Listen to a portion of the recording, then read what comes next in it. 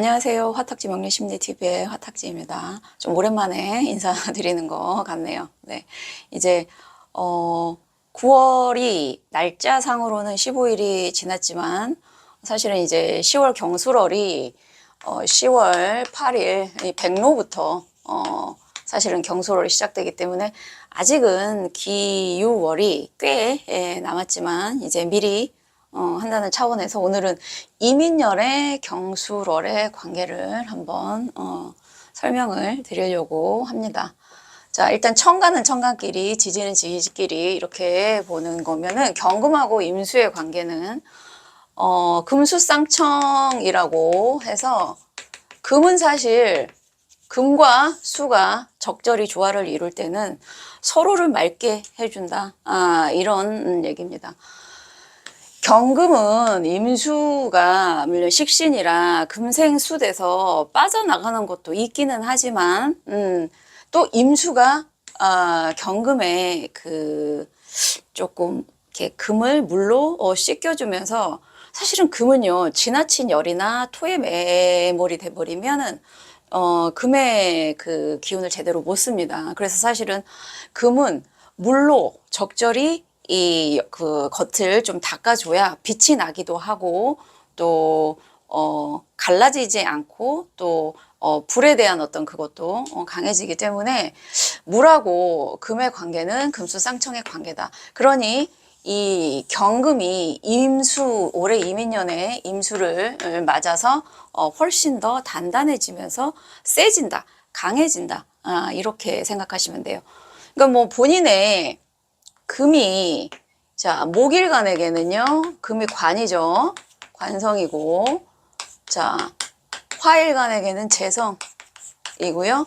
네 목화 토일간에게는 식상 금일간에게는 비겁이 되겠네요. 그리고 수일간에게는 인성이 되죠. 네. 이 각각의 더군다나 또 목에는 또 이제 간목과 또 을목이 있는데 간목에게는 편관이고 을목에게는 정관이고 이렇게 나뉘죠. 그러니까 뭐 명리를 하나도 모르시는 분들이 제 방송을 보실 리는 없고 본인들의 그 경금이 갖고 있는 십성으로 경금이 어떤 십성으로 오는지를 보시고 올해 이민년에 경술월에 이 경금이 임수로 인해서 훨씬 더 강해지고 이제 이렇게 씻겨지는 그런 거다라고 생각을 해주시면은 경금에게는 사실은 이 임수가 도움이 된다 이렇게 생각하시면 되실 것 같고요.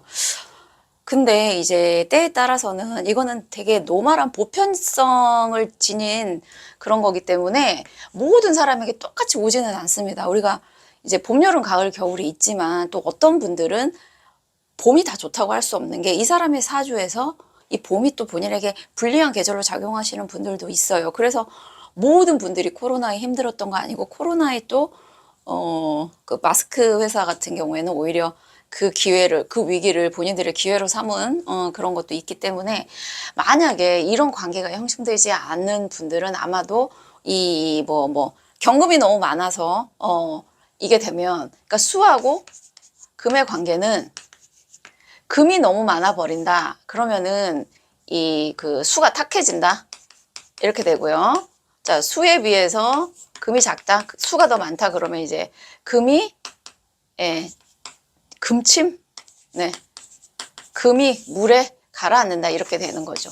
그러니까 이런 경우들 빼고 저는 이제 보편적인 거 말씀을 드리니까 경금이 임수로 인해서 훨씬 강해지고 또 씻겨지니까 빛이 날 거고 지지의 가운데서 볼게요. 사실은 인과 술은 가운데에 5라는 왕지를 기점으로 해서 삼합운동을 하는 화운동을 하는 구조죠.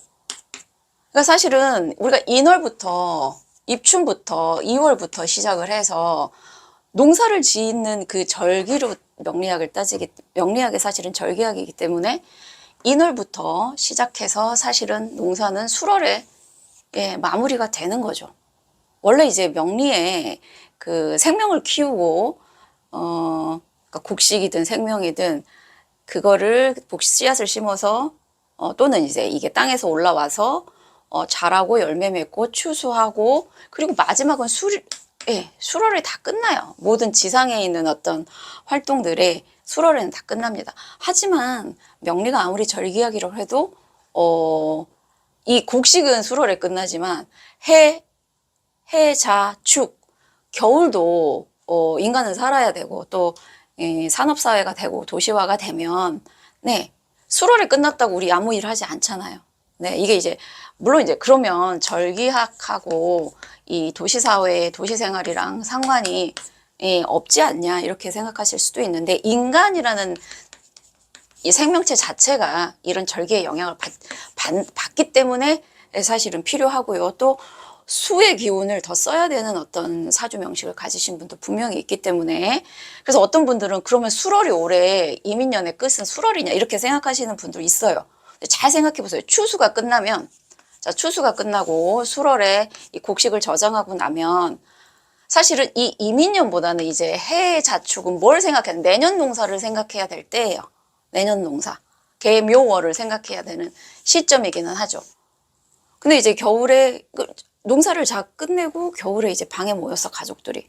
근데 이민년에 대해서 올해 농사를 어떻게 물론 그럴 수도 있죠. 올해 농사를 어떻게 지었으니 내년에는 어떻게 지내자 이런 얘기도 물론 합니다. 하지만 내년에는 어떤 곡식을 심어서 어떻게 할까라는 그런 거 그러니까 둘 다 저는 다 있다고 봐요. 수가 갖는 특징이 죽음과 새로운 생명이 동시에 있는 아이예요.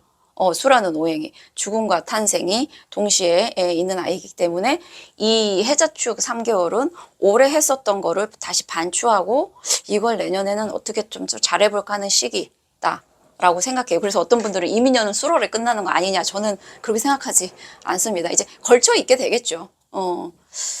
어쨌든 그런 건데 오화가 있으신 분들은 인호술 삼합운동을 제대로 하실 거지만 이제 월별에 달의 특징을 보면 이 인목 안에 있는 간목이 술토 안에 있는 무토를 이제 소토하는 거죠.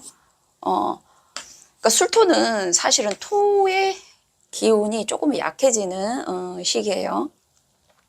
그래서 인홀은 이제 간목이 세고 그래서 인이 술토를 이렇게 땅을 나무가 이렇게 파헤치는 어떤 이렇게 일구는 그런 느낌이기 때문에 이 안에 있는 화가 정화가 밖으로 돌출이 되는 시기다. 인후술 삼합으로 화기운이 강해지시는 분도 계실 거고 그게 없으시더라도 인목이 술토를 만나면 목의 소토작용으로 술토 속에 들어있던 불이 튀어나온다. 그래서 천간에는 경금이 강해지고 맑아지고 그 다음에 지지에서는 술토에 숨어 있었던 화의 기운이 인목의 소토 작용으로 튀어나오는 한 달일 것이다. 그게 각자의 일간에 어떤 걸로 작용하는지는 이제 제가 일간별 월운 들어가면 설명을 드리겠습니다. 네, 감사합니다.